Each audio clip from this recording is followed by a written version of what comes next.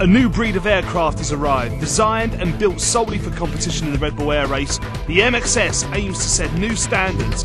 And with NIgel Lamb the first pilot to use it, could this be the extra edge the Brit needs to gain those all-important championship points? It's a great looking machine. Clean, great lines, but slightly aggressive. It handles incredibly well. It's quicker than my MX2, and of course the question is it going to be quick enough to beat the best edges? This decision to get the single-seat MXS was taken nearly 18 months ago. But of course it was an aeroplane that didn't exist, so we had to wait for the prototype to be built, which was nearly a year ago, fly the prototype, order an aeroplane, and then it's been modified for racing.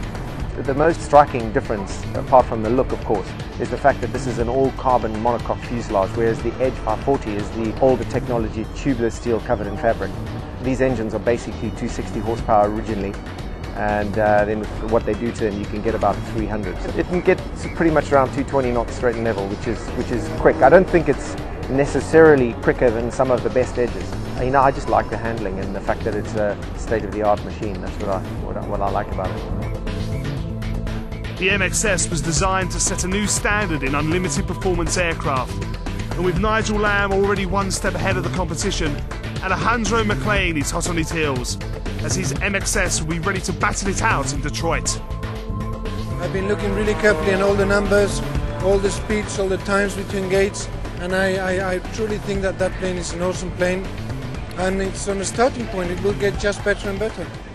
Okay, I'd like to show you around the MXS, which is fairly similar to the MX2. It's got a different cowling and it's a little bit lighter and different wing tips. If you have a look down here at the wing root fairings, you'll see there's very little disturbance to the airflow. Everything's very smooth. There are very few nuts and bolts or screw heads sticking up in the airflow. We have a racing cowling where we have adjustable inlets, so depending on the ambient conditions we can control the amount of airflow which is going through the engine, and of course airflow through the engine causes cooling drag. This aircraft, as the MX2, is unlike the Extra 300 racing aircraft in that it has a symmetrical wing. The wing tip here is designed to minimize what we call induced drag, which comes on the end of the wing. Coming down the back side of the aircraft, the rear end of the aircraft, you can see again very smooth lines, and this is because this is an all-carbon monocoque fuselage. The tail is very conventional with a horn balance here, and balancing the elevator, again the amount of weight you put in here has a big effect on the feel of the aircraft. A huge big rudder here, because of course when we go through the quadro or the knife edge gates we need to generate lift from the fuselage, from the side of the fuselage as we go through. Inside the cockpit here, as you can see, it's a single-seater. It's all carbon, very clean, efficient, and with a very simple instrument panel. So that's it. I hope you like the lines and the look, and let's hope it's fast enough on the track.